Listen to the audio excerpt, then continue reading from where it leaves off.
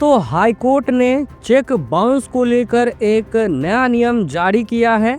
जैसा कि आप भी जानते होंगे कि अगर आपके बैंक अकाउंट में उतना पैसा नहीं है जितना रुपए आपने किसी को चेक में भर के दिया है, तो आपका चेक जैसे ही बैंक अकाउंट जाएगा अपने बैंक में कैश कराने के लिए, तो आपका जो चेक है वो बाउंस हो जाएगा।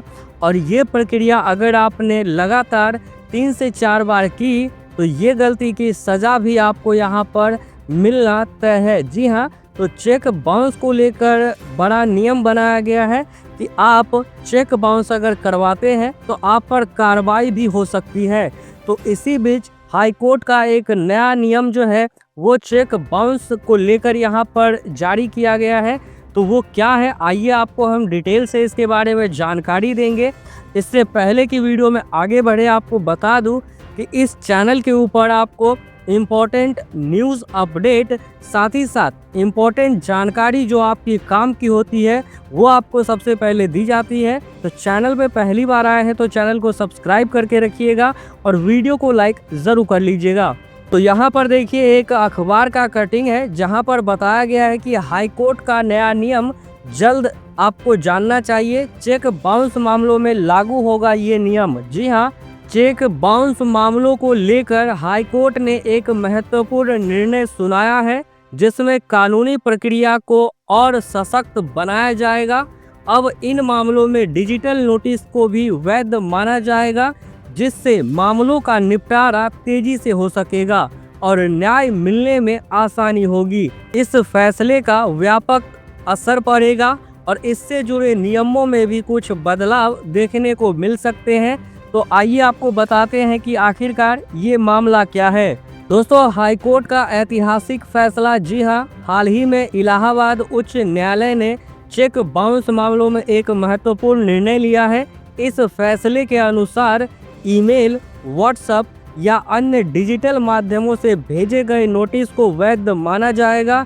जी हाँ, बशर्ते कि यह आईटी एक्ट की धारा 13 के अनुरूप हो। डिजिटल नोटिस की वैधता, जी हाँ, इलाहाबाद हाईकोर्ट ने स्पष्ट किया है कि अगर चेक बाउंस के मामलों में नोटिस इलेक्ट्रॉनिक माध्यम से भेजा जाता है तो उसे कानूनी रूप से मान्यता मिलेगी। यह फैसला आईटी एक्ट की धारा 4 और 13 तथा भारतीय साक्ष्य अधिनियम, इंडियन एविडेंस एक्ट की धारा 65B के प्रावधानों के तहत दिया गया है। इस फैसले के बाद अब हाथ से लिखे या डाक द्वारा भेजे गए नोटिस के अलावा डिजिटल नोटिस भी वैध होंगे। नए नियम से क्या बदलेगा आखिरकार? जी हाँ, यह भी आपको जानना चाहिए कि यह जो प्रक्रिया में बदलाव किया गया है, जो नया नियम जारी किया गया है, इससे क्या कुछ बदल सकता है। दोस्तों, चेक बाउंस के मामलों में अब नोटिस भेजने के पारंपरिक तरीकों के अलावा ईमेल और व्हाट्सएप जैसे डिजिटल प्लेटफॉर्म भी मान्य होंगे, जिससे कानूनी प्रक्रिया में तेजी आएगी। लचीलापन, अब केवल हाथ से लिखे नोटिस तक सीमित रहने की जरूरत नहीं है। डिजिटल नोटिस से शिकायत दर्ज करने की प्रक्रिया अधिक सुविधाजनक और प्रभावी हो सकती है। पारदर्शिता, इस फैसले के बाद कोर्ट में प्रस्तुत किए गए सबूत अधिक मजबूत होंगे और धोखाधड़ी या गलतफहमी की संभावना कम रहेगी। दोस्तों, उत्तर प्रदेश हाईकोर्ट का इस मामले को लेकर दृष्टिकोण क्या है, क्या सोचना है, आइए आपको यह भी बताते हैं।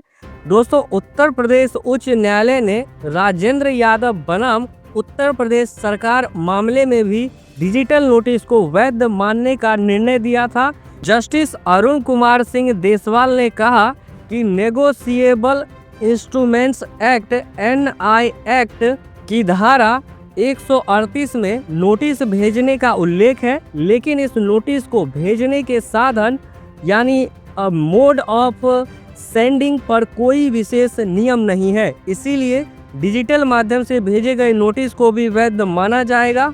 न्यायिक प्रक्रिया में नया बदलाव, उत्तर प्रदेश की अदालतों ने मजिस्ट्रेट्स के लिए एक नए दिशा निर्देश जारी किए हैं, जिसमें यह कहा गया है कि यदि किसी चेक बाउंस मामले में शिकायत दर्ज की जाती है तो संबंधित अधिकारी को पूरी जानकारी और रिकॉर्ड सुरक्षित रखना होगा।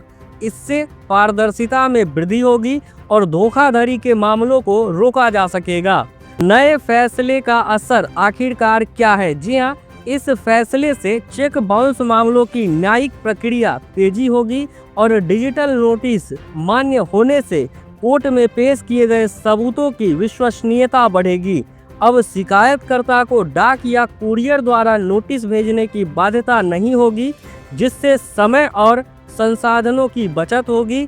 ईमेल और व्हाट्सएप जैसे डिजिटल प्लेटफॉर्म का उपयोग करने से नोटिस देने की प्रक्रिया अधिक पारदर्शी और सुरक्षित होगी। तो आइए दोस्तों, आपको कुछ इसके निष्कर्ष के बारे में भी जानकारी दे। दोस्तों, डिजिटल नोटिस अब चेक बाउंस मामलों में वैध होंगे। ईमेल, व्हाट्सएप और अन्य डिजिटल माध्यमों से भेजे गए नोटिस कानूनी रूप से मान्य होंगे। इस फैसले से कानूनी प्रक्रिया अधिक पारदर्शी, तेज और प्रभावी होगी। मजिस्ट्रेट्स को चेक बाउंस मामलों में सभी रिकॉर्ड्स और सबूतों को सुरक्षित रखने का निर्देश दिया गया है। अब यदि किसी व्यक्ति का चेक बाउंस होता है तो उसे व्हाट्सएप या ईमेल के माध्यम से नोटिस भेजना भी पूरी तरह से मान्य होगा। इससे शिकायतकर्ताओं को तेजी से न्याय मिलने में मदद मिलेगी और बैंकिंग प्रणाली में अधिक पारदर्शिता आएगी। जी हाँ, जैसे कि आपने किसी को चेक में कुछ अमाउंट भर के दिया, उतना अमाउंट आपके बैंक अकाउंट में नहीं है और आपका चेक बाउंस हो जाता है, तो जिसको आपने चेक दिया है वो आपको व्हाट्सएप के ज़रिए, ईमेल के ज़रिए या फिर जितने भी डिजिटल माध्यम है उसके ज़रिए आपको यहाँ पर सूचना दे सकता है और यहाँ तक कि शिकायत भी दर्ज करवा सकता है। तो ये एक नया बदलाव किया गया है।